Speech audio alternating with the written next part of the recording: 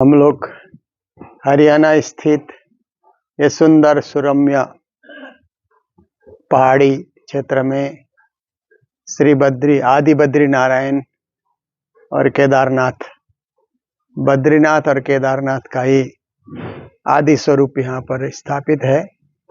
और बीच में श्री सरस्वती नदी बहती थी वैदिक काल में, अब प्राय लुप्त हो गई है। ये पहाड़ी दृश्य है। भारत भूमि तीर्थों की भूमि है।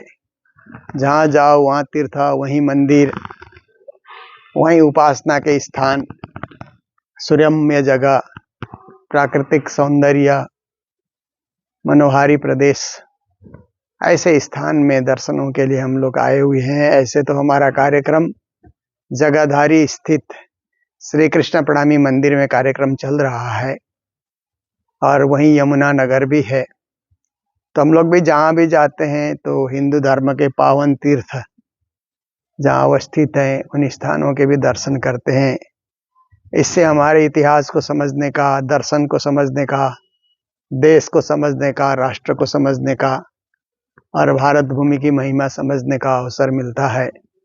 श्री प्राणनाथ जी महाराज जब हरिद्वार की यात्रा में निकले थे तो दिल्ली से शाहजहांपुर और बोडिया आए थे। बोडिया स्थान को ही जगाधारी के रूप में आजकल जाना जाता है और वहीं पर अपना मंदिर अवस्थित है। उसी मंदिर में श्री तारतम सागर श्रीमद् भागवत का कार्यक्रम चल रहा है। तो उस कार्यक्रम में सम्मिलित होने के लिए, कुछ पूर्ण ब्रह्म परमात्मा अक्षरातीत का संदेश देने के लिए हम लोग यहाँ पर उपस्थित हैं। तो एक तरफ आदि बद्री नारायण का और एक तरफ केदारनाथ जी का ये सुंदर पावन स्थान है और सरस्वती नदी का उद्गम स्थान भी यहाँ पर बताया जाता है। यह ऐतिहासिक क्षेत्र है और पुरातत्व विभाग के द्वारा यहाँ खुदवाई चल रही है। तो यहाँ 5000 साल पुराने शहर के भग्नावशेष भी निकल रहे हैं आसपास में। तो प्राचीन भारतीय सभ्यता, संस्कृति और पावन तीर्थों के अवशेष यहाँ पर मिल रहे हैं। भारत देश विश्व में सबसे प्राचीन देश रहा है और यहाँ की संस्कृति भी प्राचीन रही है, परंतु कालांतर में वे फिर बदल जाते हैं और भग्नावशेष के रूप में कुछ उनके अवशेष रह जाते हैं। तो उन्हीं की खोज करके फिर पता लगाया जाता है कि ये स्थान कितना पुराना है और यहाँ के जो कारीगरी, जो मिट्टी के, पत्थर के आदि बने हुए हैं, उनका भी क्या उम्र है, कितने साल पहले बने, कितने हजार साल पहले बने, ये बताया जाता है। तो चारों तरफ सुरम्य पहाड़ी ये प्रदेश है और जंगल भी है, वृक्ष वन वृक्ष लहला रहे हैं और उसी के बीच में सुरम्य स्थान बद्री केदार का स्थान यहाँ पर अवस्थित है। ये खोजी का विषय है। ऐसे तो बद्री केदार हम लोग हरिद्वार से होकर के जाते हैं, काफी 12-12 घंटे लगा करके जाते हैं, पर उसी का एक यहाँ पर भी एक प्रारूप यहाँ पर देखने को मिला। और सामने राधा कृष्ण जी का मंदिर है। तो श्री राधा कृष्ण मंदिर में राधा कृष्ण की प्रतिमा यहाँ पर स्थापित की गई है, सुंदर प्रतिमा स्थापित की गई है। तो साक्षात पूर्ण ब्रह्म परमात्मा ही अनेक रूप में जगत में आकर के अनेक लीलाएं करते हैं और देवी देवताओं को भी लीला करने के लिए प्रेरित करते हैं। तो इसलिए हम लोगों को देखन को हम आए री दुनिया, हम ही कारण कियो ये संच, पार हमारा न्यारा नहीं, हम पार में बैठ के देखे प्रपंच। दुनिया देख करके अपने आप को पहचानना है, आत्मा की पहचान करनी है और परमात्मा को पाना है। तो ये सीढ़ियों से होकर के ऊपर तक जाने का ये सुंदर मार्ग है। तीर्थ यात्री श्रद्धालु यहाँ पर आते हैं और इस पावन स्थान का दर्शन करके अपने आप को धन्य मानते हैं, कृतकृत्य मानते हैं। तो हम लोग भी यहाँ दर्शन करके अब अपने श्री कृष्ण प्रणामी मंदिर की ओर प्रस्थान कर रहे हैं। सभी को प्रणाम।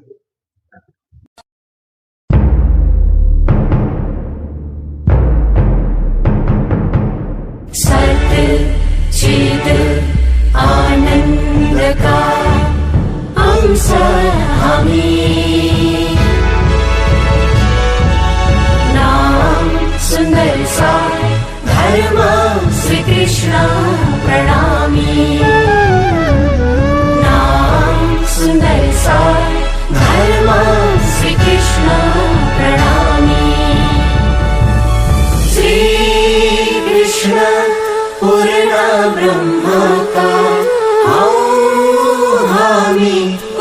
सत्य निजानंद संप्रदाय आचेरातीत निवासन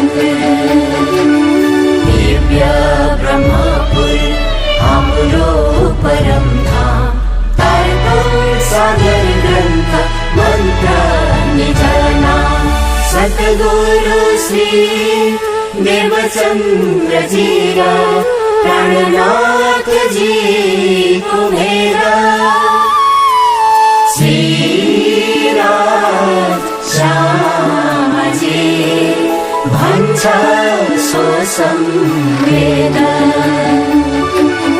मनमाराखी ध्यान जपो कृष्ण नाम युगल स्वरूप लाई करो प्रणाम मनमाराखी ध्यान जपो कृष्ण नाम। परमात्मने नमः।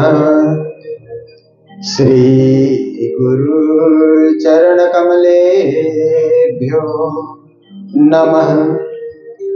निजानन्दस्य कृष्णस्य प्राणनाथस्य वै ध्रुवं चरित्रं पावनमेतद् यच्च लोके सुदुर्लभम् पठनात् श्रवणात् चैव प्रेम भक्त्या समर्चनात् लभते चेप्सितं लोके अन्ते च पदमव्ययम्। निजानंद निज नाम है श्री कृष्ण धनि धाम श्यामा सुंदर साथ सब राखो हृदय धाम। मंगल कृष्ण प्रणाम है मंगल धर्म प्रकाश है मंगल सुंदर साथ है मंगल धाम उजास है मंगल सुंदर साथ है मंगल धाम उजास। गुरु वृंदावन बिहारी लाल की, श्री सद्गुरु महाराज की, श्री प्राणनाथ प्यारे की, गुरु जी मंगलदास महाराज की, भक्त और भगवान की, हिंदू सनातन धर्म की, श्री कृष्ण प्रणामी धर्म की। आज यहाँ यमुनानगर जगाधारी ये श्री कृष्ण प्रणामी मंदिर एक पावन मंदिर, पवित्र मंदिर, साक्षात पूर्ण ब्रह्म परमात्मा अक्षरातीत श्री राज जी का मंदिर। इस मंदिर में दर्शन करने के लिए आने का और साथ में इस कथा महोत्सव में सम्मिलित होने का सुंदर और सुखद अवसर मिला है। तो कथाकार के रूप में हरियाणा के सुप्रसिद्ध कथाकार और श्री कृष्ण प्रणामी बाल सेवा आश्रम के मृके महाराज भागवताचार्य श्री राजदास जी महाराज, जो आप सबको अपने मधुर कंठ के द्वारा रससिक्त वाणी से भागवत का आस्वादन करा रहे हैं, और इसी मंदिर के संचालक श्री कृष्ण रसिक जी महाराज, जिन्होंने मुझे इस कार्यक्रम में आने के लिए आमंत्रित किया, और उनकी अंगना मोनिका जी जो स्वयं कथाकार हैं, और हमारे मस्त बाबा जी जो कल से ही इस कार्यक्रम में सम्मिलित हो रहे हैं, और हमारे पंडित जी जिन्होंने वेद ध्वनि के द्वारा मंत्रोच्चारण के द्वारा इस वातावरण को अति पवित्र बनाया है। साथ में संगीतकार महानुभाव जो अपने संगीत ध्वनि के द्वारा कार्यक्रम में चार चांद लगा रहे हैं, और आप सभी महानुभाव मंदिर कमेटी के सदस्यगण माताएं, बहनें, भाइयों, जो भी यहाँ श्रोता के रूप में उपस्थित हैं, आप सभी को कोटि कोटि करबद्ध प्रेम प्रणाम। देखिए,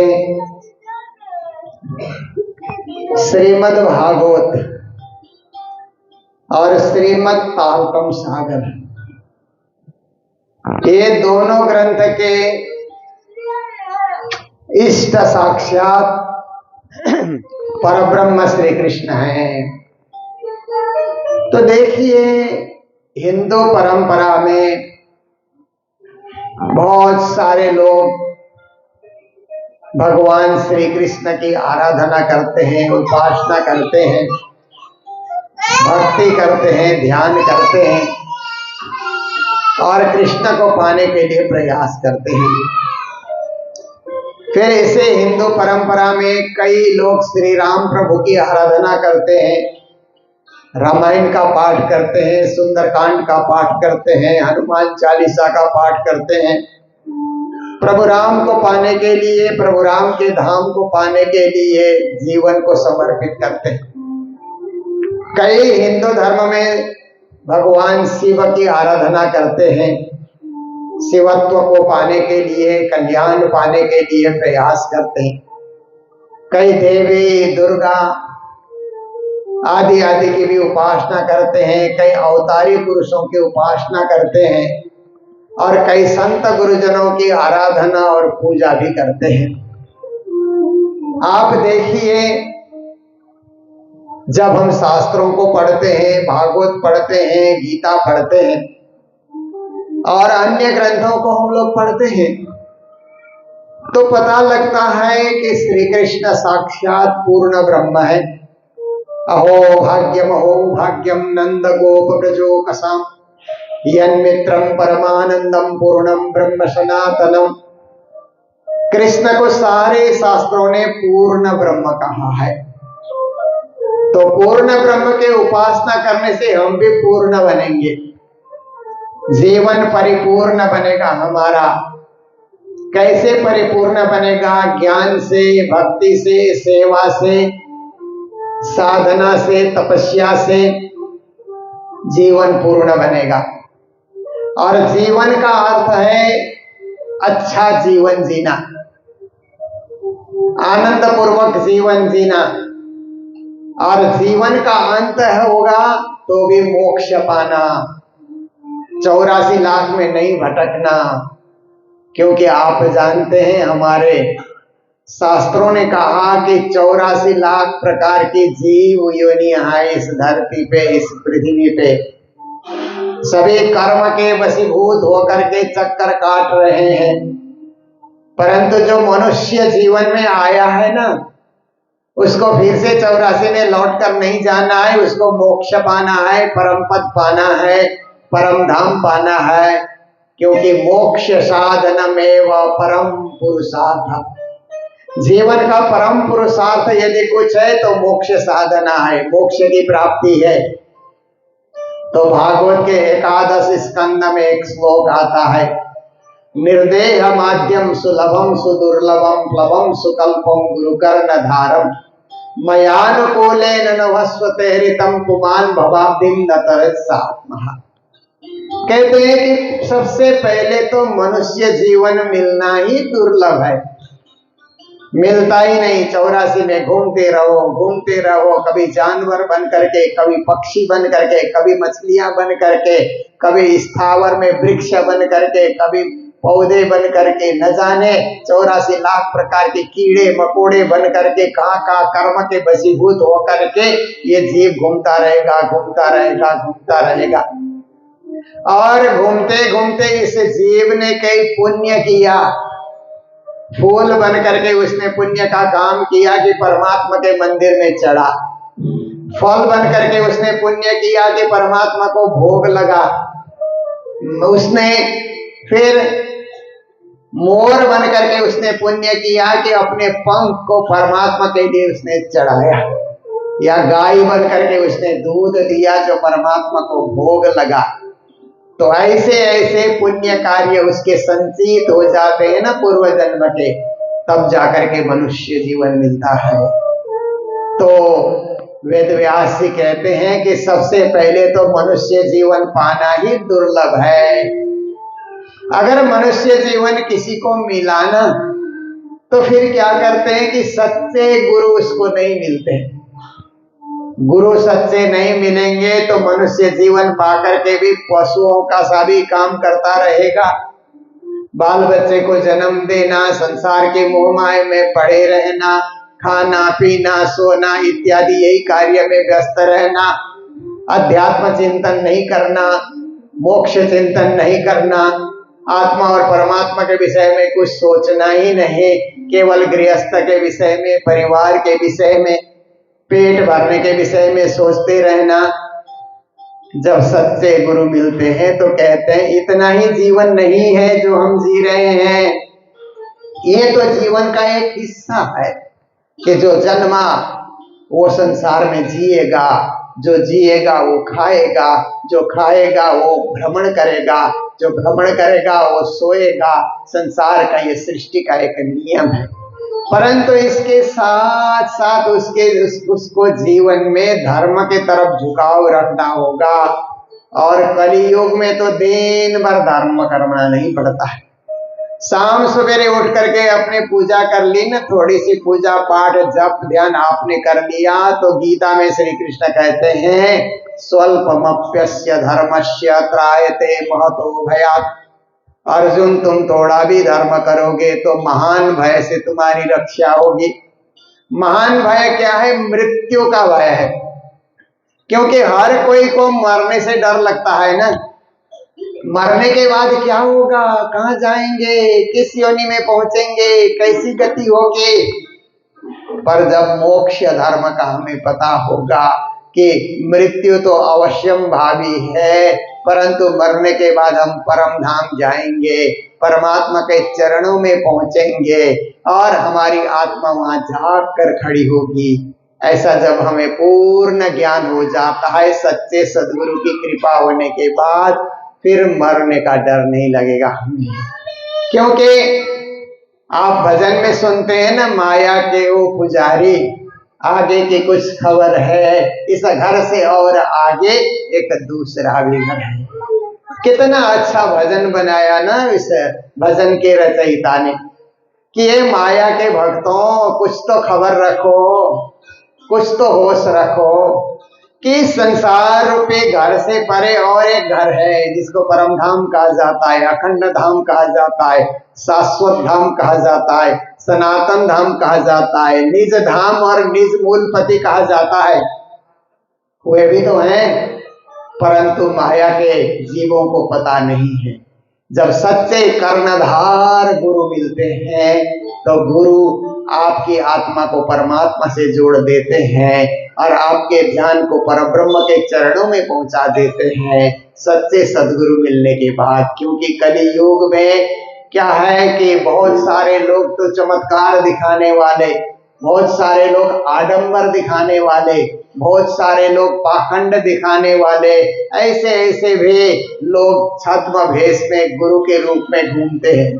इसलिए हमें सच्चे सद्गुरु की खोज करनी है कि जो किसी प्रकार का भ्रम पैदा न करे और केवल आत्मा परमात्मा की बात करके मोक्ष धर्म की शिक्षा दे, सच्चा ज्ञान, शास्त्रों का सच्चा ज्ञान हमें बताए। ऐसे सद्गुरु जीवन में मिले।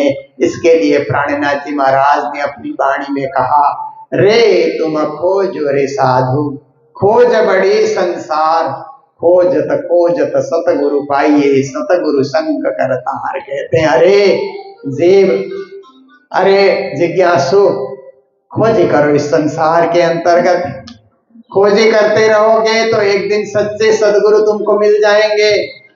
जिस दिन सच्चे सद्गुरु मिलेंगे तो करतार भी मिलेंगे, परब्रह्म परमात्मा भी मिलेंगे, परम धाम भी मिलेगा। पर खोजी करना जरूरी है। तो खोजी करें तो कहाँ करें? ऐसे ही कथा में आकर के, ऐसे ही सत्संग में आकर के, ऐसे ही ज्ञान गोष्ठी में आकर के परब्रह्म परमात्मा की खोज की जा सकती है, सच्चे सदगुरु की खोज की जा सकती है। तो कर्णधार गुरु भवसागर से पार करने वाले मिलना दुर्लभ है। पहले तो मनुष्य जीवन मिलना ही दुर्लभ है, नंबर 2 में सच्चे सदगुरु मिलना दुर्लभ है। पर मनुष्य जीवन भी मिला, सदगुरु भी मिले। मयानुकूलेन नवस्वते ऋतम कहते, फिर अनुकूल परिस्थिति नहीं मिलती है कभी कभी। सब कुछ गुरु भी मिले हैं, मनुष्य जीवन भी मिला है, पर परिस्थिति प्रतिकूल होती है। कभी घर में ही कोई भक्ति करने नहीं देता है, घर में ही कोई बाधा डाल देता है।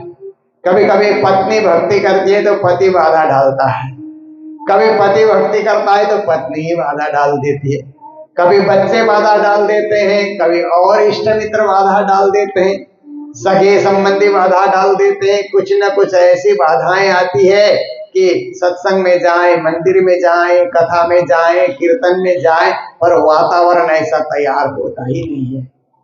पर परमात्मा की कृपा हुई कि वातावरण भी अच्छा मिल गया, समय भी अनुकूल हुआ, सब कुछ आपके हिसाब से, हवा आपके अनुकूल है। आप देखिए कभी कभी हवाई जहाज में आप यात्रा करते हैं ना, हवा प्रतिकूल है तो वो जो गंतव्य में निर्दिष्ट स्थान में हवाई जहाज को जाने में ज्यादा समय लगता है। हवा उल्टी चल रही है तो हवाई जहाज को जाने में क्या होता है कि दिक्कत होती है।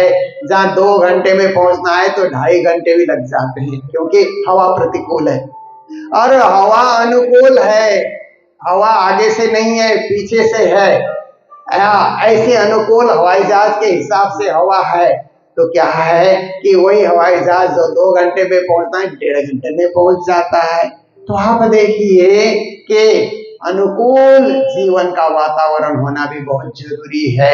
कोई हमें बाधा डाले नहीं, कोई हमें विघ्न डाले नहीं, सभी हमको सहयोग कर रहे हैं। इतना 3 चीजें हमारे जीवन में प्राप्ति हो गई। मनुष्य जीवन मिला, सच्चे सद्गुरु मिले, अनुकूल वातावरण में मिला। पर जो व्यक्ति इतना कुछ पाने के बाद भी भवसागर तरने के लिए प्रयास नहीं करता, संसार सागर से पार होने के लिए कोई उद्यम नहीं करता है, तो भागवतकार ने क्या कहा, पुमान भवाब्धिम न तरेत सात्महा। वो व्यक्ति, वो मनुष्य जो भवसागर तरने के लिए प्रयास नहीं करता है, वो आत्मा हत्यारा है, ऐसा करके भागवत में लिखा। और संत तुलसीदास जी ने भी रामायण में लिखा कि जो ना तरही भवसागर नर समाज असपाय, सुकृत निंदक मंद मति आत्महनन गति जाए।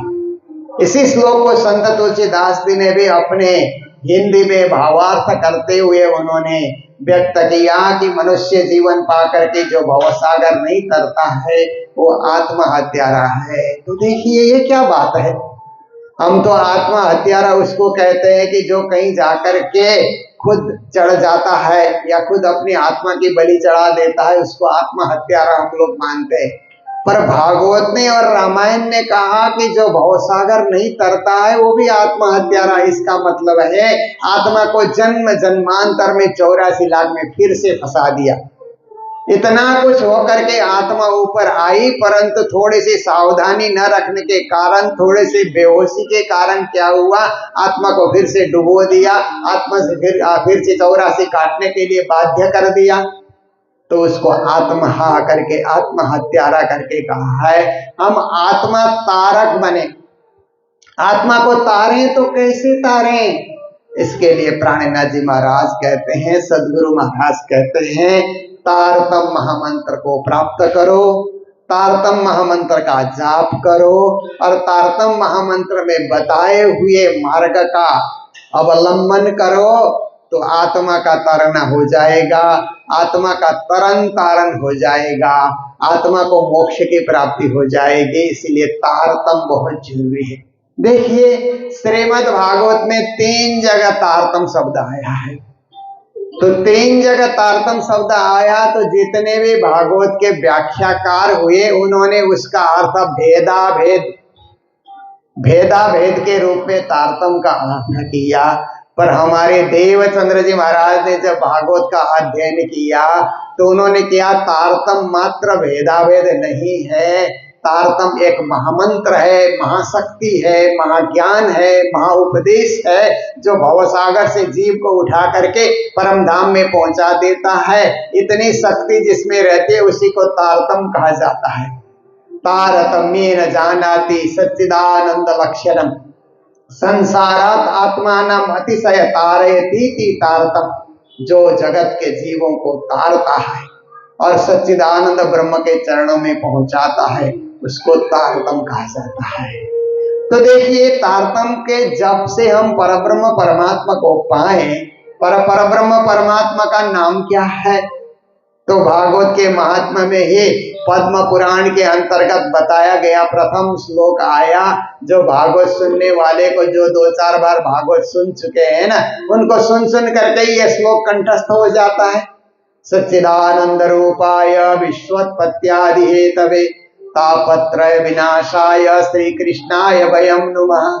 वो सच्चिदानंद ब्रह्म कौन है? साक्षात श्री कृष्ण है, जो तीनों प्रकार के ताप का नाश कर देते हैं और हमें अविनाशी बना देते हैं, अखंड बना देते हैं, पावन बना देते हैं, पवित्र बना देते हैं। तो ऐसे श्री कृष्ण के महामंत्र को तारतम महामंत्र कहा जाता है। तो फिर आप देखिए कि ऐसे परब्रह्म श्री कृष्ण को परम धाम के आत्माएं या परम धाम की सखियां किस नाम से पुकारती है?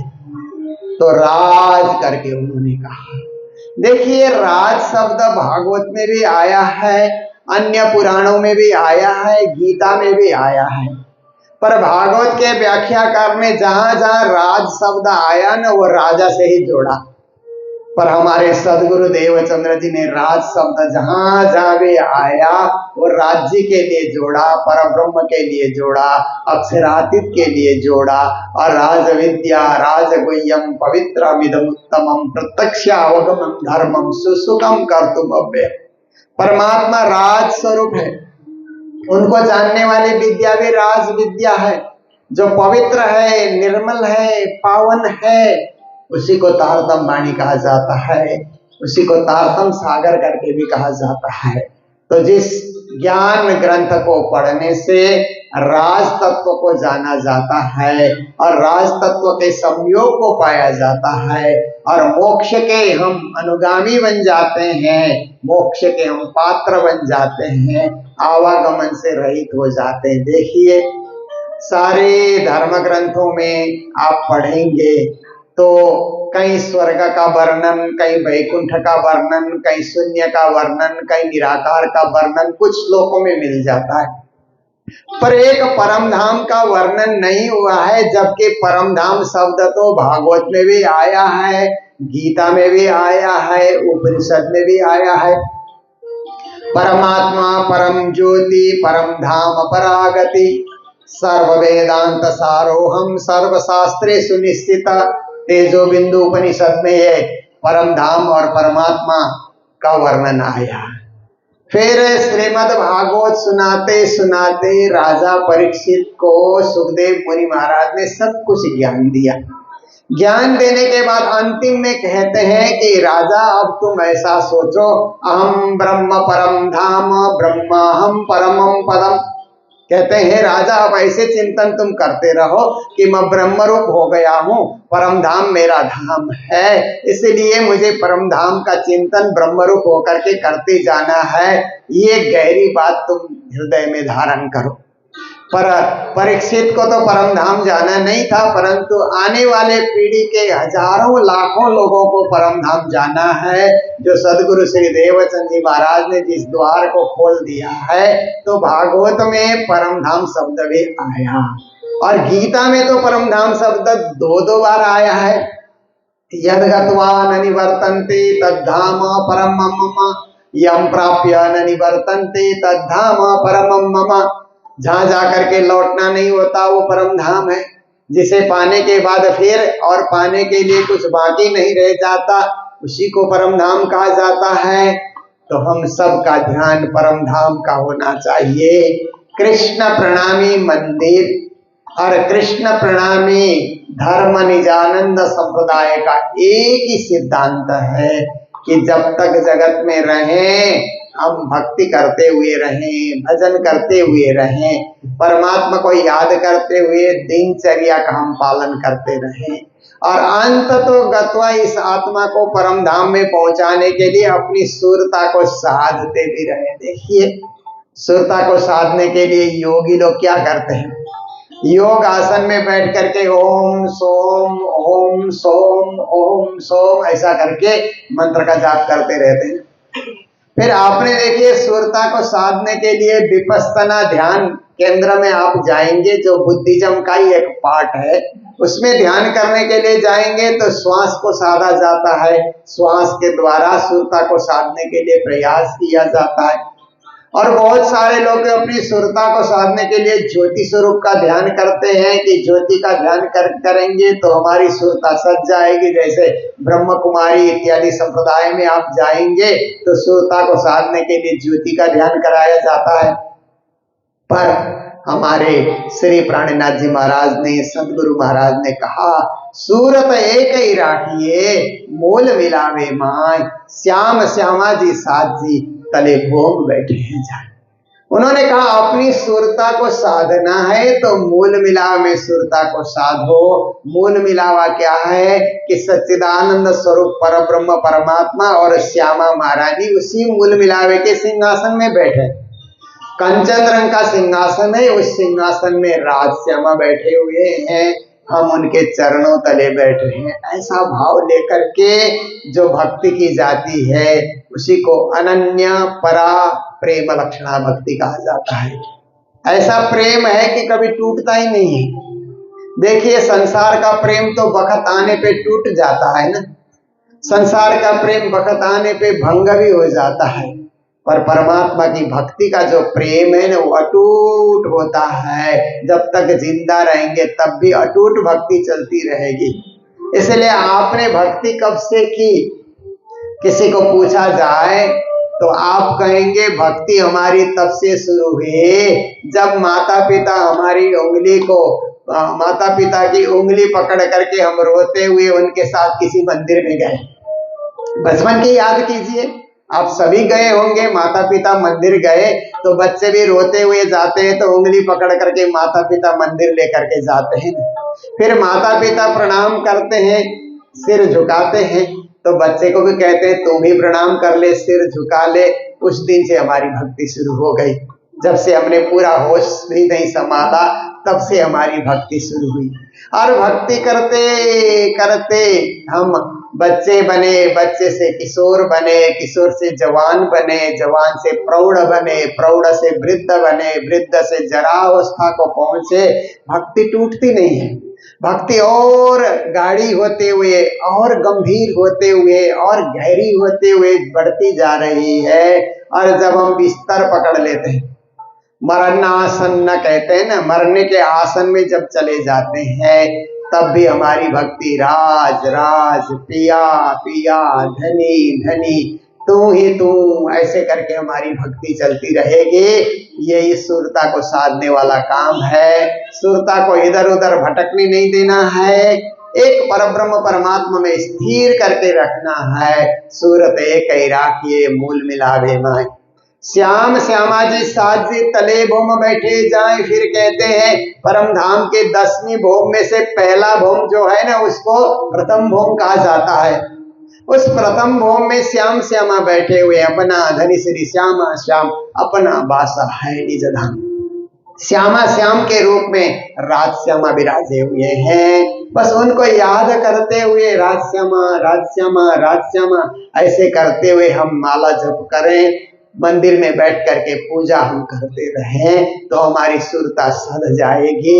जब सुरता सधती है ना तो अंत में जैसे तीर चलाने वाले क्या करते हैं कि धनुष में से तीर को छोड़ते हैं तो लक्ष्य में जा करके तीर पहुंचता है। ऐसे ही हम शरीर रूपी धनुष से आत्मा रूपी तीर को निकाल देंगे तो परम धाम रूपी लक्ष्य में जा करके वो आत्मा पहुंचती है। कोई उसको भटका नहीं सकता, कोई उसको विमुख नहीं कर सकता, कोई इसको रोक नहीं सकता, कोई उसको व्यवधान नहीं डाल सकता है। आत्मा जाएगी जाएगी और परम धाम में जाकर के पहुंचेगी। इसी भक्ति को ही अनन्य परा प्रेम लक्षणा भक्ति कहा जाता है। अब देखिए श्रीमद् भागवत में क्या होता है। भागवत के बड़े बड़े कथाकार को हमने देखा। श्री डोंगरे जी महाराज करके सुप्रसिद्ध भागवत कथाकार थे। मुझे उनके भी भागवत 7 दिन सुनने का मौका मिला और भी बहुत सारे भागवत के प्रकांड विद्वानों की कथा सुनने को मुझे मिला और भागवत की व्याख्या टीकाएं जिन जिन ने लिखी सबको पढ़ने का मौका मिला। तो सभी भागवतकार क्या कहते हैं, गोपी भाव की भक्ति सबसे बड़ी भक्ति है। गोपी के समान कोई भक्ति नहीं कर सकता। हम गोपी भाव की भक्ति को नमन करते हैं, प्रणाम करते हैं।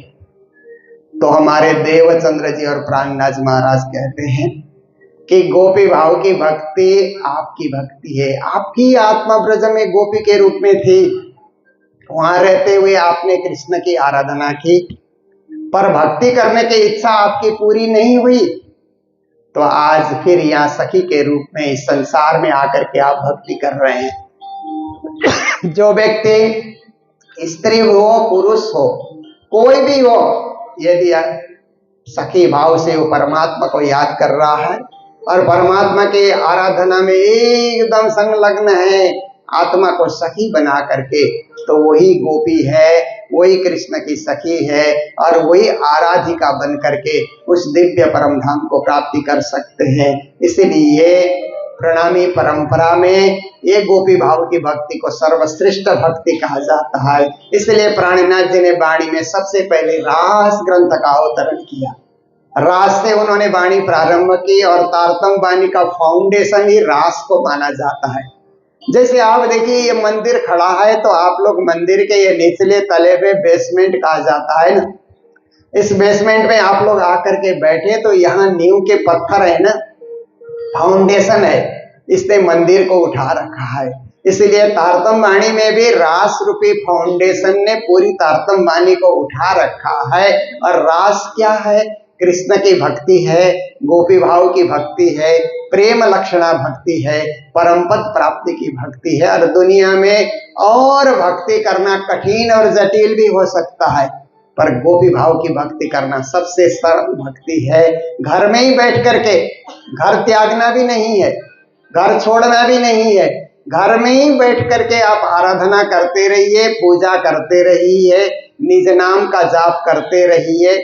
निज नाम पढ़ा तिन सब पढ़ा, सब मंत्र न का भेद, निज नाम बिना खाली गए, पढ़ पढ़ चारों वेद। उस निज नाम मंत्र को ही तारतम मंत्र कहा जाता है, जो 16 अक्षर में साक्षात कृष्ण ने देवचंद जी महाराज को प्रदान किया। उसका जाप करते रहिए, उसका ध्यान करते रहिए, उसका स्मरण करते रहिए। निज नाम को आपने पढ़ा तो चारों वेद पढ़ने के समान आपको फल मिलता है, उससे भी बड़ा फल मिलेगा। कृष्ण का नाम आपने पहचान लिया, निज नाम आपने नहीं पढ़ा, परमात्मा को नहीं आपने जाना, तो वेदों को, पुराणों को, शास्त्रों को पढ़ने का कोई अर्थ नहीं। परमात्मा की पहचान नहीं हुई तो परम धाम की प्राप्ति कैसे होगी। तो सदा सदा हम उस परमात्मा के भक्ति में लीन रहे, उसको पहचाने कि हमारे मालिक कौन है, हमारे स्वामी कौन है। गुरु जी मंगलदास जी महाराज जो कालिम्पोंग में बहुत बड़े महापुरुष हुए इस जमाने के, उनके चरण शरण में रहने का हम लोगों को भी मौका मिला। उन्होंने मंगल सूक्ति का उपदेश दिया, उनकी वाणी को मंगल सूक्ति के रूप में संकलित किया गया। तो एक मंगल सूक्ति में गुरु महाराज कहते हैं कि देखो अपने मालिक को तो कुत्ता भी पहचानता है। आपके घर में जो कुत्ता होता है ना, आप घर से बाहर निकलते हैं तो पूंछ हिलाता है ना, पहचानता है।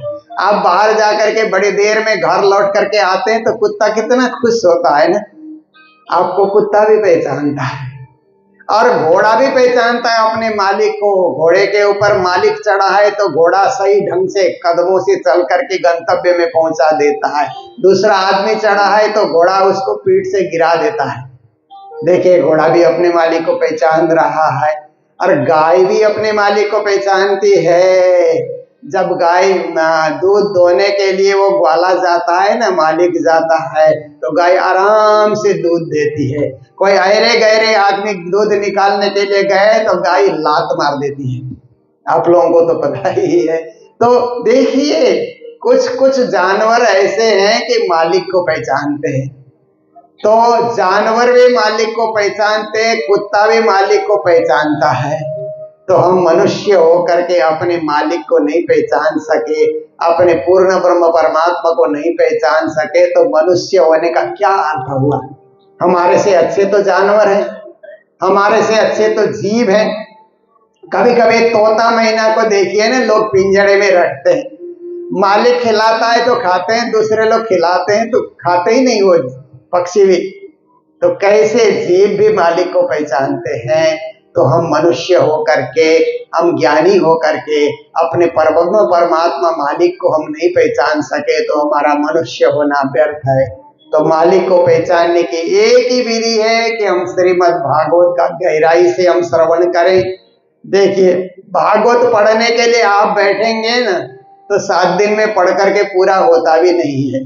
ध्यान से पढ़ेंगे तो महीना महीना पढ़ना पड़ेगा, क्योंकि मैंने भी भागवत एक महीने की भागवत मैंने की है पुरुषोत्तम मास के अंतर्गत। कभी 30 दिन 33 दिन 3 बार मैंने जीवन में श्रीमद् भागवत की कथा की, महीना।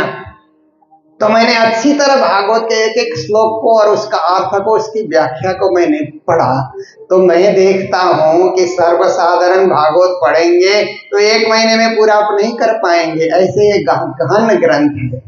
पर उसको आप सुनेंगे तो भागवत पढ़े हुए लोग उसका सार निकाल करके आपको सुना देते हैं, क्योंकि सार का सार ही तो हमें ग्रहण करना है, व्याख्या में हमको नहीं जाना है, उसका रहस्य हमको समझना है। इसीलिए कथाकार पढ़ करके, अध्ययन कर करके, समझ करके उसका सार आपके समक्ष रख देते हैं।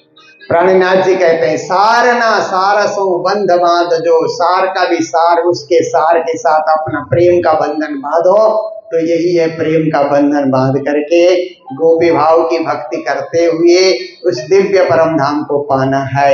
यही भागवत का सार है। और यही तारतम वाणी का भी सार है कि घर श्री धाम अने श्री कृष्णा ए फल सार तनो तारतम। तारतम वाणी का सार भी आत्मा के मालिक पूर्ण ब्रह्म परमात्मा अक्षरातीत है और आत्मा का घर परम धाम है। ऐसे दृढ़ता आप सबके मन में आ जाए और इस प्रकार की भक्ति में आप सब लोग संलग्न रहें। यही मेरे प्रवचन का अंश है और प्रवचन का सार है। ऐसे तो भागवत का समय हो ही रहा है, पर बीच बीच में इस भागवत में कुछ संत गुरुजनों को भी आमंत्रित किया गया और मुझे भी हमारे कृष्ण रसिक जी ने, जो बचपन में मेरे साथ भी रहे हैं, तो इन्होंने कहा था कि इस बार की कथा में आप भी पधारिए। तो मैंने भी देखा कि समय संजोग अच्छा रहेगा तो जरूर मैं एक दिन जाऊंगा। ऐसे मैंने कल आने के लिए इनके साथ वचन दिया था, परंतु एक दिन पूर्व ही मुझे आने का संयोग उपस्थित हुआ।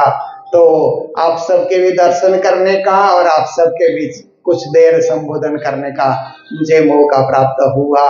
तो यही है कि जीवन को सदा सदा सुंदर बनाएं, सुंदर साथ बने हम, दिल से, मन से, हृदय से, भावना से, और अपने जीवन को फूल की तरह सजाएं ताकि हमें फल की प्राप्ति हो जाए, जीवन निष्फल न जाए, जीवन फलीभूत हो। यही आप सबके प्रति शुभकामना, मंगल कामना, मंगल भावना रखते हुए अभी के प्रवचन को यहीं विराम देता। बोलो सतगुरु महाराज की, श्री प्राणनाथ प्यारे की, सर्व सुंदर साथ के, आज के आनंद के। सच्चिदानंद रूपाय विश्वोत्पत्त्यादि हेतवे तापत्रय विनाशाय श्री कृष्णाय वयं नमः। अखंड मंडलाकारं व्याप्तं येन चराचरं तत्पदं दर्शितं येन तस्मै श्री गुरवे नमः। नमो विज्ञानरूपाय परमानंद रूपिणे कृष्णाय गोपीनाथाय गोविंदाय नमो नमः। तन मन धन अर्पण कियो सब तुम प्रेम राज, मन भावे सोई करो हाथे आपके लाज। प्रणाम करो गुरुदेव को दरि चरणों में सी, दासी जान के दया करो बुद्धि दो बख्शी। वंदो सतगुरु चरण को करो प्रेम परिणाम, अशुभ हरण मंगल करण श्रीदेव चंद्र चीरा। प्राणनाथ की जमूल पति श्री महराज सुना, तेज कंवर श्यामा जुगल को पल पल करूं प्रणाम। सतगुरु मंगल दास हो सात सुंदर धाम, आशीष अपना दीजियो ओवे पूरन का, ओवे पूरन का।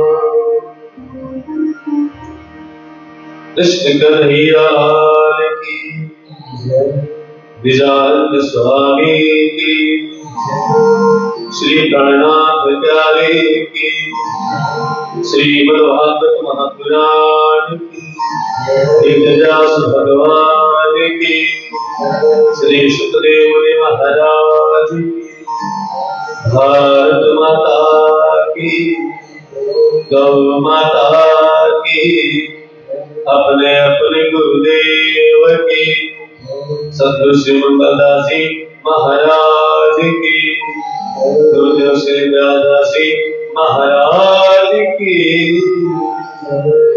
जय जय श्री राधे, जय जय श्री राधे, जय जय श्री राधे। राधा कृष्ण चंद्र की बोलो, कृष्ण कन्हैया लाल की जय। हृदय से विराजमान परम पूज्य सतगुरु महाराज मनसा सिंह पावन पुण्य हमारा गुरुस्थान, जिनके नाम लेने से जीवन में मंगल ही मंगल की प्राप्ति होती है, ऐसे मंगल धाम कालिम्पोंग से हम सबके आदरणीय परम पूजनीय और कितनी सुंदर बातें एक एक शब्दों को जैसे पिरोया गया हो, उनके एक एक शब्दों को आप सभी हृदयगम कर रहे थे। परम पूज्य 108 श्री गुरु जी महाराज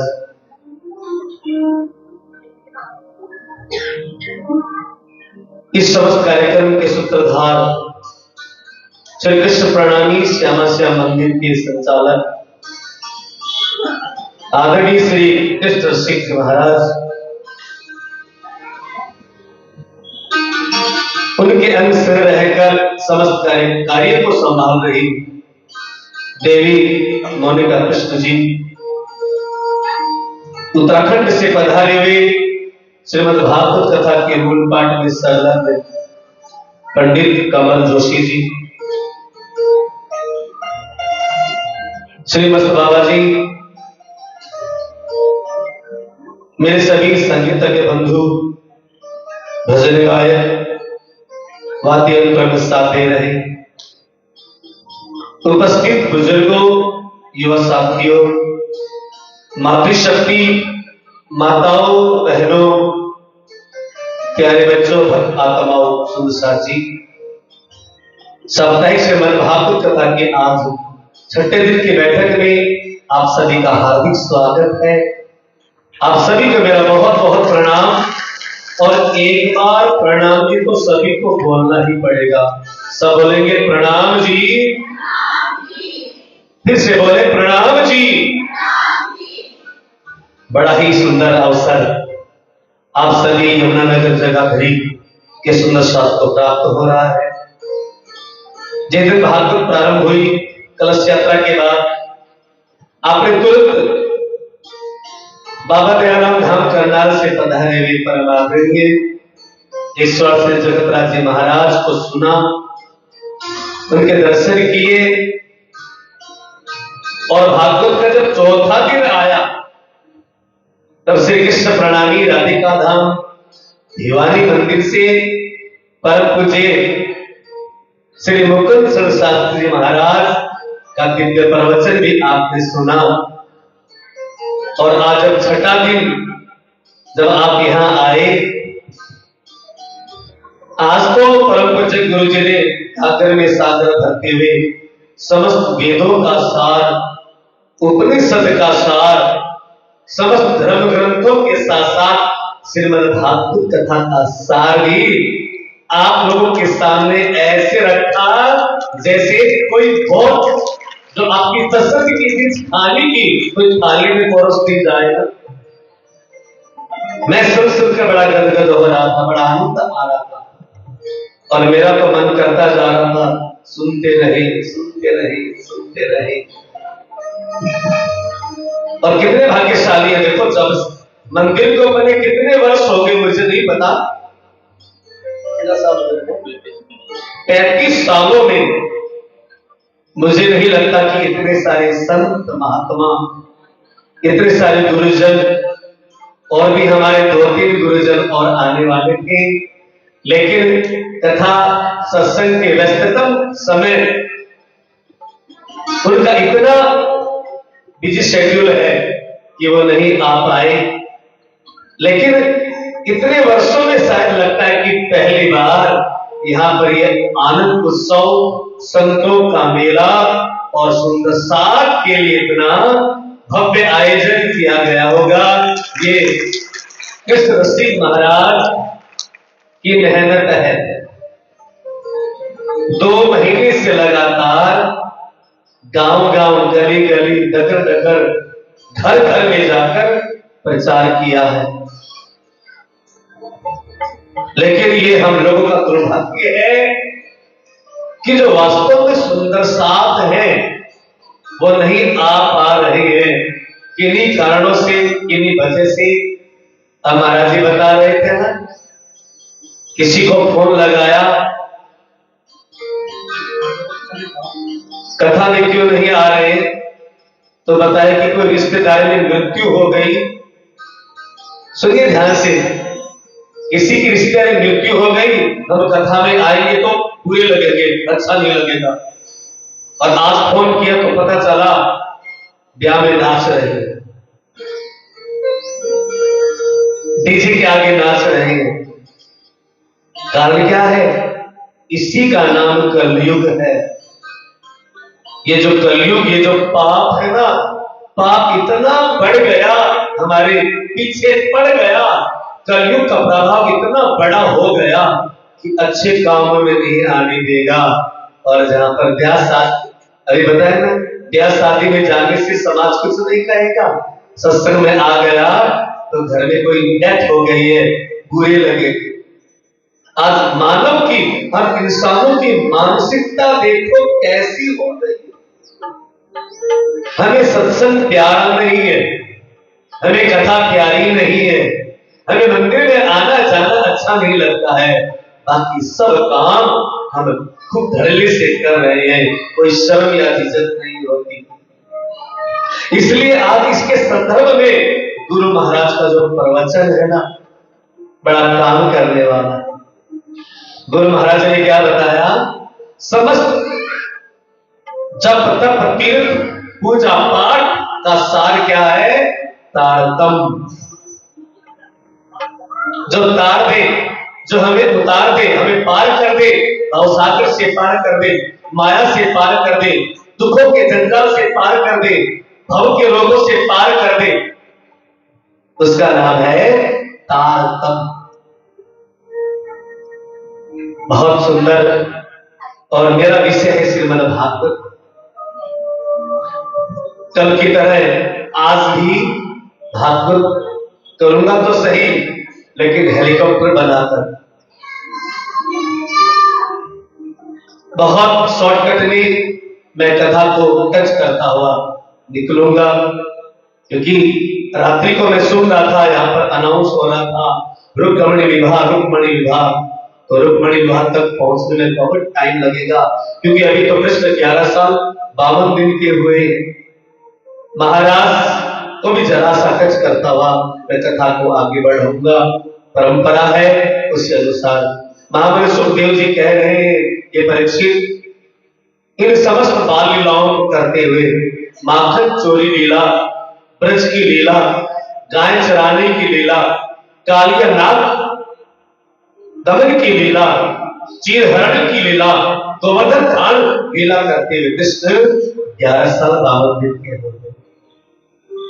हर रोज की तरह ग्वालवालों के साथ गाय बछड़े लेकर जमुना के किनारे श्री कृष्ण बंसी बट पर सबको आनंद करवा रहे हैं।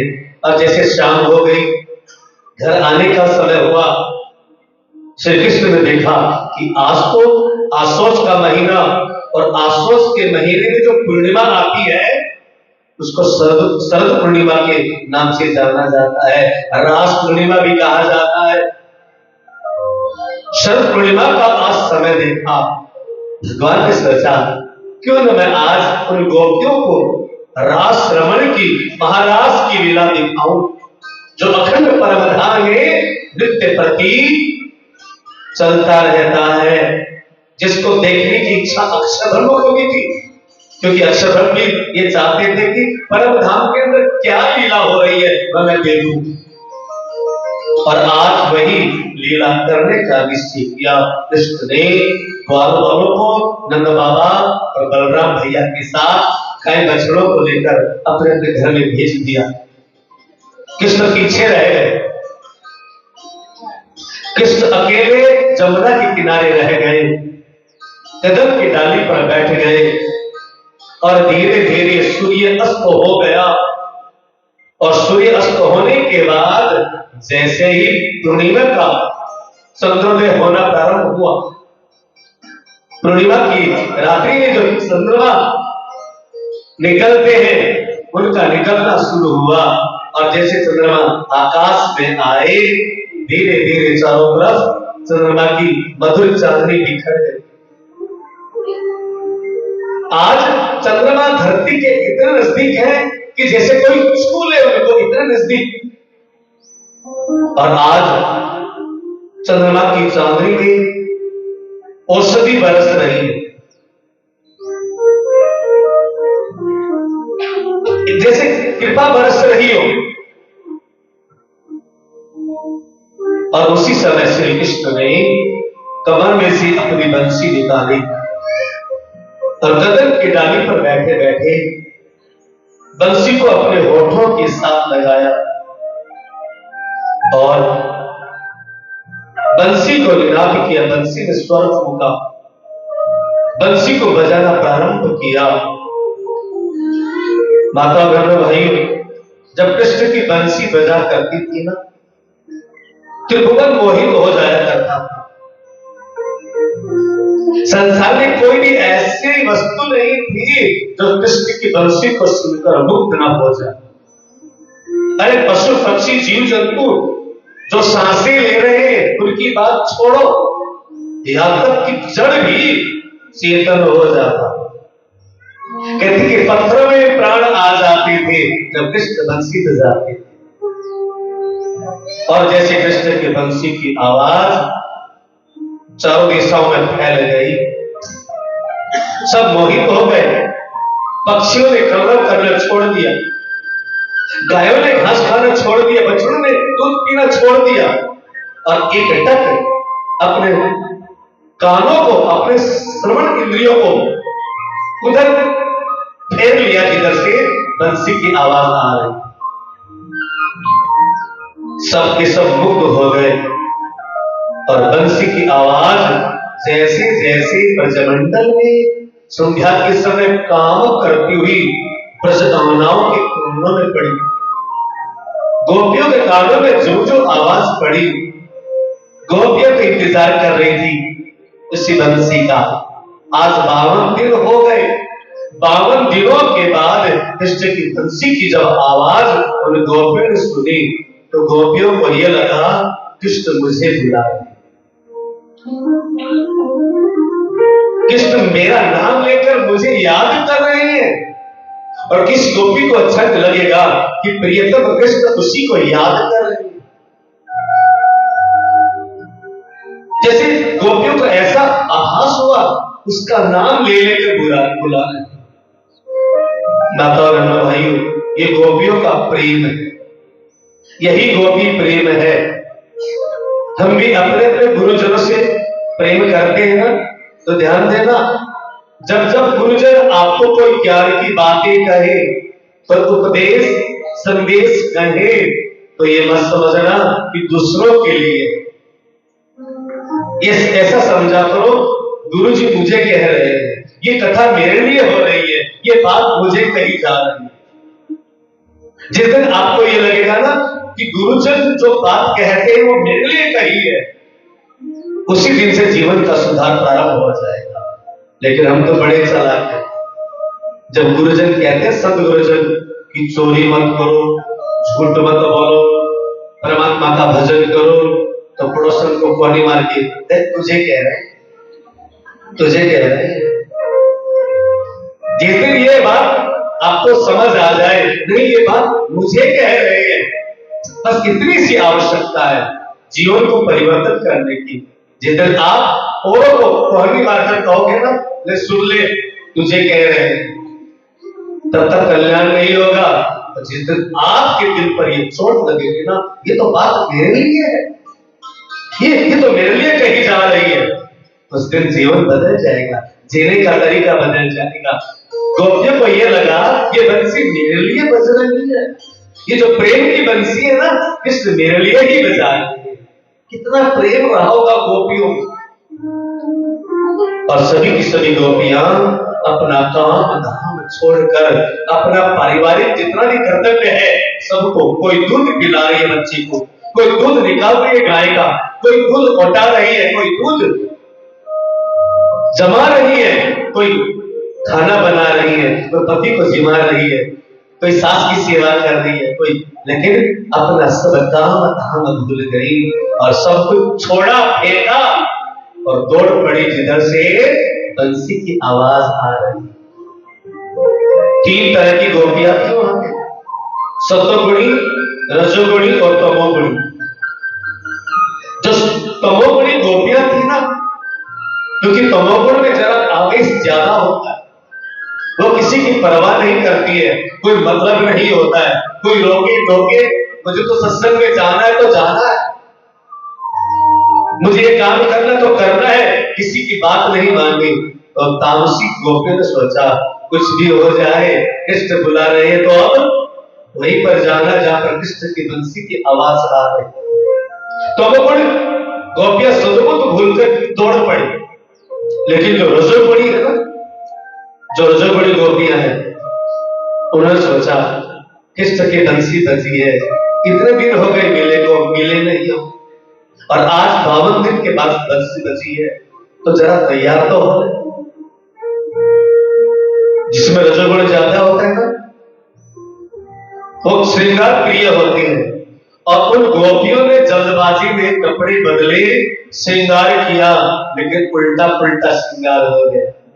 गले का जो हार होता है ना, वो पजेब की जगह पहन लिया और पजेब बांध लिया गले। होठों में जो लाल लाल लगाते हैं ना, वो रगड़ लिया आंखों पे, और आंखों की काजल होठों पे रगड़ लिया। उल्टा पुल्टा श्रृंगार करके दौड़ पड़ी। प्रेम में ख्याल ही नहीं है क्या कर रही हो। और जो सतोगुणी गोपियां थी, उन्होंने सोचा घर वालों से पूछ लेते हैं, ये घर वाले नाराज हो गए तो पड़ोसन में बंसी की आवाज सुनी है या नहीं सुनी है, कम से कम सहेलियों को तो बता दूं, कृष्ण बंसी बजाकर मेरा नाम तो लेकर बुला रहे हैं, तुझे भी ले चलती हूं मैं, आ। क्योंकि कहीं कथा में जाना हो, सत्संग में जाना हो, तो अकेले नहीं जाना चाहिए।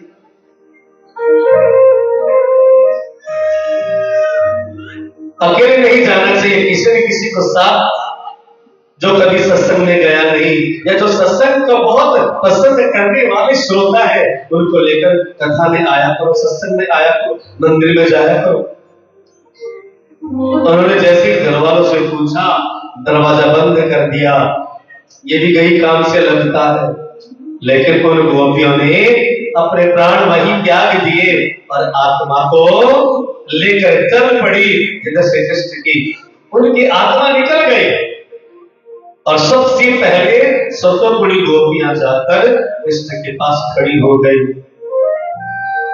काल माया का ब्रह्मांड समाप्त किया कृष्ण ने और आगे योग माया का ब्रह्मांड तैयार किया और उस योग माया के ब्रह्मांड में सभी गोपियां पहुंच गई। कृष्ण बंसी बजा रहे हैं और कृष्ण बजाते बजाते अनेक अचानक बंद कर दिया। जब सब गोपियां आ गई तो बंसी बंद कर दी और भगवान ने पूछा, क्यों आई हो गोपियों, क्यों आई हो यहां? जाओ, तुम्हारा धर्म है, घर में जाकर अपने घर वालों की सेवा करो। और जो पतिव्रता नारी होती है ना, वो घर से यूं अकेले निकलती नहीं है। पति साथ हो, भाई साथ हो, कोई परिवार का व्यक्ति साथ होना चाहिए। और तुम ऐसे चली है? ये गोपियों, तुम पतिव्रता हो और पतिव्रता का कर्तव्य है कि वो घर से अकेले किसी पर पुरुष के पास कभी भी न जाए। और आज तुमने मर्यादाएं तोड़ दी, अकेली आ गई यहां पर। कृष्ण के ये कठोर शब्द सुनकर आधे से ज्यादा गोपियां बेहोश होकर गिर पड़ी और जो थोड़ा सा संभलने वाली गोपियां थी ना, जिन्होंने दिल कठोर करके कृष्ण की बातों को सहा, उन्होंने कहा, कृष्ण आपने बुलाया तब आई।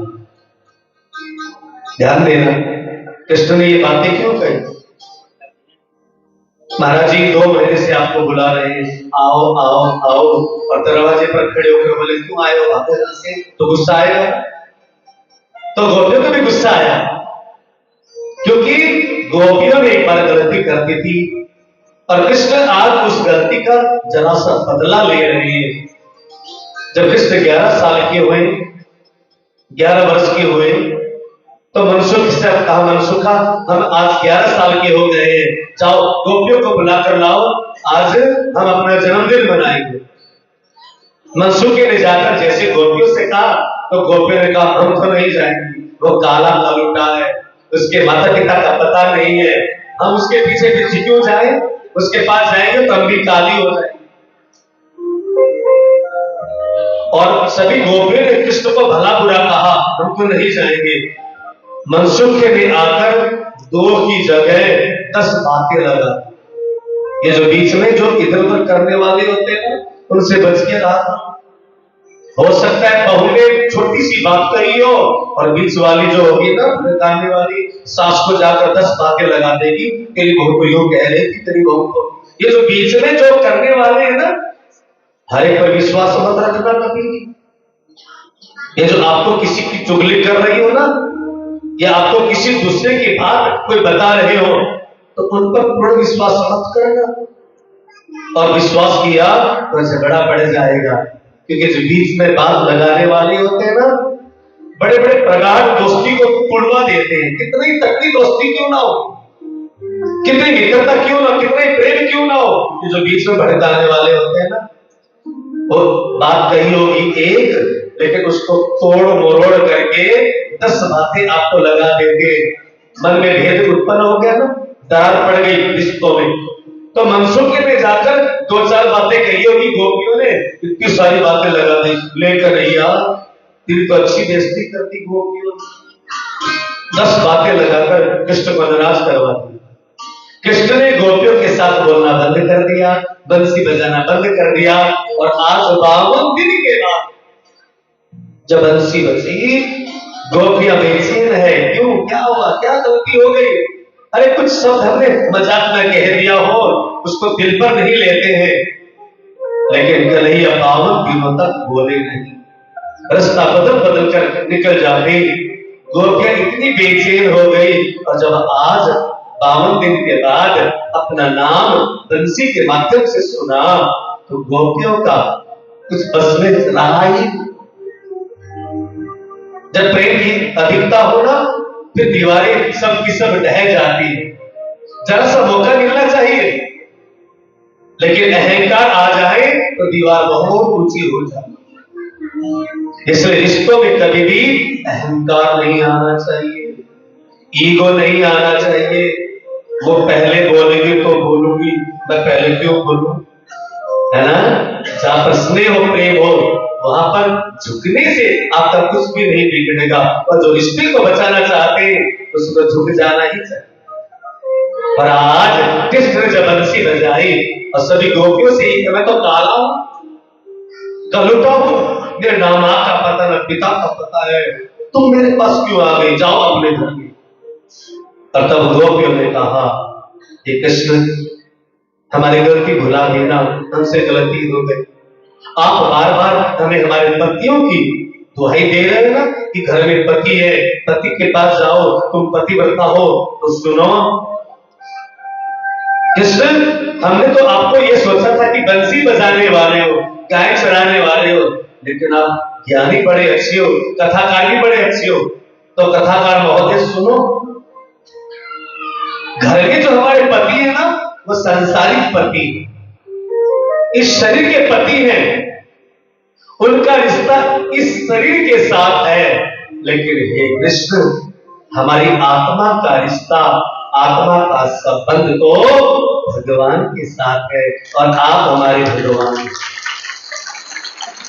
वो शरीर के पति मात्र हैं, लेकिन आप हमारे आत्मा के पति हैं।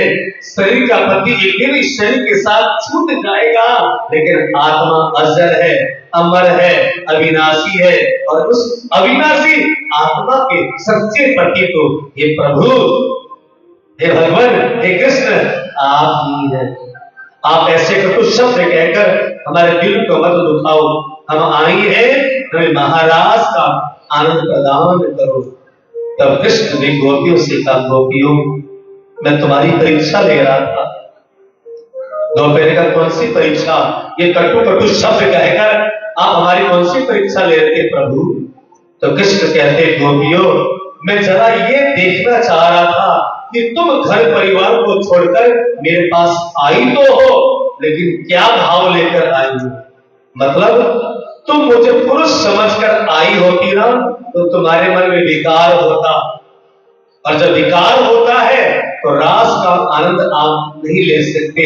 जब तुमने देखा, तुमने मुझे पुरुष नहीं परमात्मा समझ लिया, और जब परमात्मा ही समझ लिया तो विकार समाप्त हो जाते हैं। इसलिए गोपियों, तुमने मुझे पुरुष नहीं परमात्मा समझा है, तो फिर परमात्मा और आत्मा कोई अलग थोड़ी नहीं। और उन सभी गोपियों के बीच में कृष्ण गोपति, गोपी गोपी, कृष्ण कृष्ण कृष्ण गोपी, अर्थात हर गोपी के साथ एक कृष्ण खड़े हो गए, और हर कृष्ण के साथ एक गोपी। जितनी गोपियां थी कृष्ण ने उतना ही रूप बनाया, रास प्रारंभ हो गया। यहाँ पर एक बात तो सुन, रास का मतलब केवल नाचना नहीं है। रसो वही सरास, रास का मतलब है जहां पर अनेक तरह के रस इकट्ठे मिल जाए,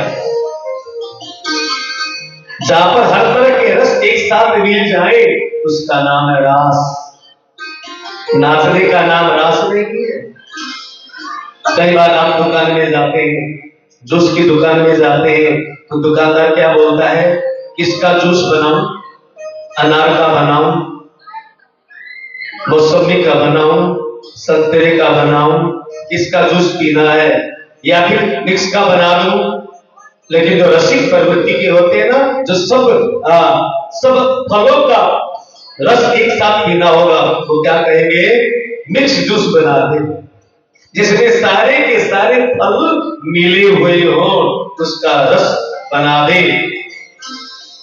इसी तरह कृष्ण का जहां पर प्रेम भी आ जाए, कृष्ण की जहां पर कृपा भी उतर जाए, कृष्ण की जहां पर करुणा भी आ जाए, कृष्ण का जहां पर वात्सल्य भी आ जाए, और कृष्ण का जहां पर लटकन बना भी आ जाए, जहां पर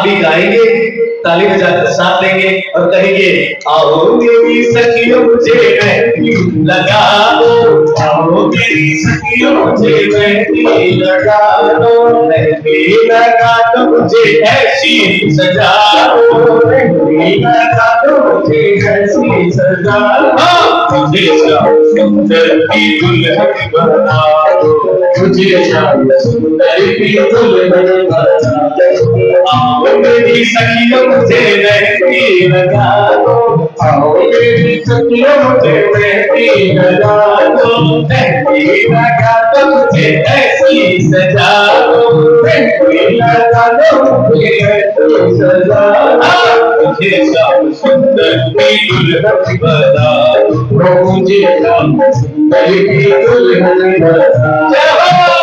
सभी की सेवा करते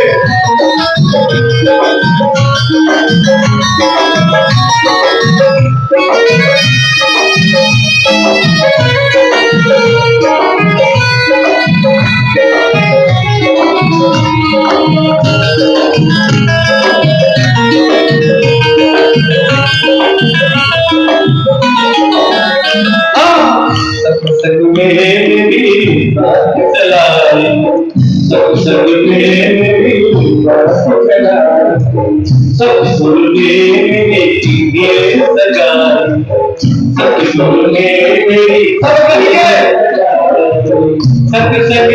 मेरी बात चलाई, सत्संग में मेरी बात चलाई, सत्संग में मेरी ये सगाई, सतगुरु ने मेरी कीने सगाई, उनको बुला के अगली बातों करा दो, उनको बुला के अगली बातों करा दो, मुझे श्याम सुंदर की दुल्हन बना दो, मुझे श्याम सुंदर की दुल्हन बना दो, आओ मेरी सखियों मुझे मेहंदी लगा दो, आओ मेरी सखियों मुझे मेहंदी लगा दो, मुझे श्याम सुंदर की दुल्हन बना दो, मुझे श्याम सुंदर की दुल्हन बना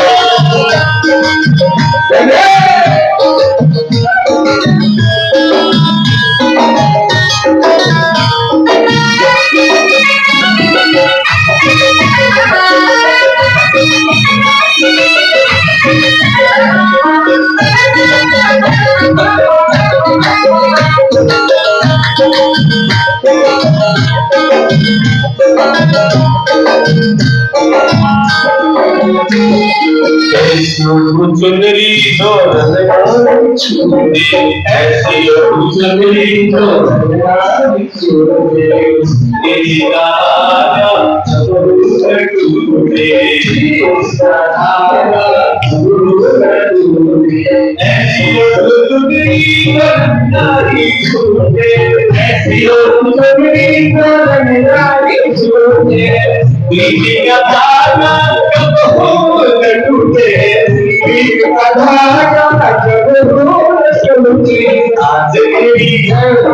आज मेरी पतियों से मांग भरा दो, आज मेरी पतियों से मांग भरा दो, मुझे श्याम सुंदर की दुल्हन बना दो, मुझे श्याम सुंदर की दुल्हन बना दो, आगे घुंघरू पे तुझको बिठाऊंगी, आगे घुंघरू पे तुझको बिठाऊंगी, मेरी संतारा में श्याम श्याम गाऊंगी, मेरी संतारा में श्याम श्याम गाऊंगी, आगे घुंघरू में तुझको बिठाऊंगी, आगे घुंघरू में तुझको बिठाऊंगी, लेकिन एक तारा में श्याम श्याम गाऊंगी, आपके घुंघरू पे तुझको बिठाऊंगी, एक तारा में श्याम श्याम गाऊंगी, सतगुरु को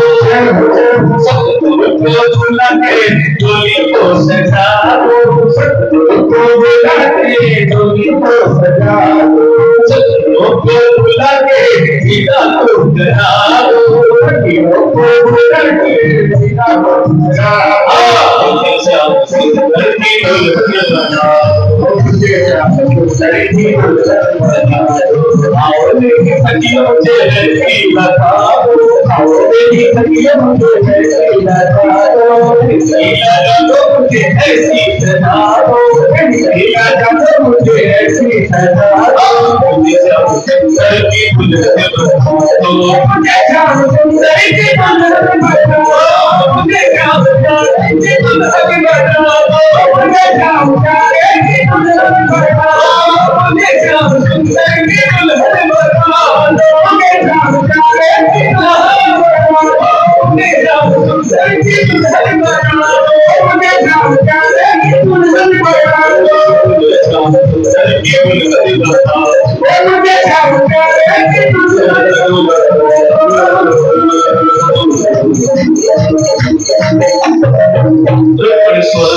करके माता पिता का आशीर्वाद लेकर नगर के बाहर देवी की पूजा के लिए चल पड़ी।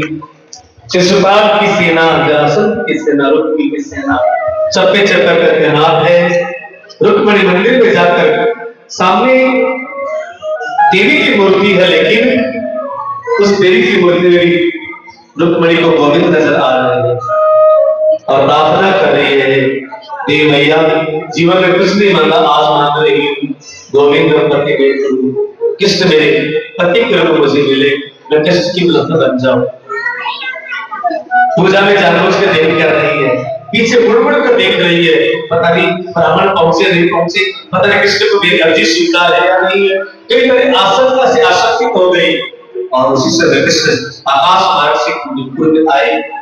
चारों तरफ देखा, सेना ही सेना खड़ी है, अपना पंच ने शंख बजाया और शंख की ध्वनि को सुनते सभी सैनिक बेहोश होकर गिर पड़े और कृष्ण दौड़ते दौड़ते आए, सीढ़ियों पर चढ़ गए और हाथ पकड़कर रुक्मिणी का हरण करके ले गए। सिखाता है क्या?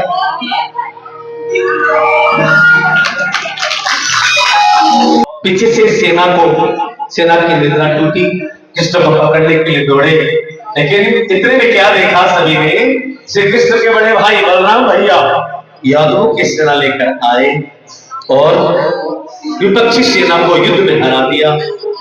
जाते जाते बलराम जी रुक्मिणी के माता पिता को भी अपने साथ रथ में बैठाकर द्वारकापुरी ले गए, क्योंकि कोई भी विवाह माता पिता के आशीर्वाद के बिना सफल नहीं होता। इसलिए कृष्ण ने बलराम भैया से कहा, भैया जब वापस द्वारकापुरी आओ तो रुक्मिणी के माता पिता को भी ले आना। और रुक्मिणी के माता पिता को सहेलियों को लेकर और बलराम भैया द्वारकापुरी पहुंच गए और द्वारकापुरी में जाकर देवी की तरफ सहित रुक्मिणी कृष्ण का विवाह होता है।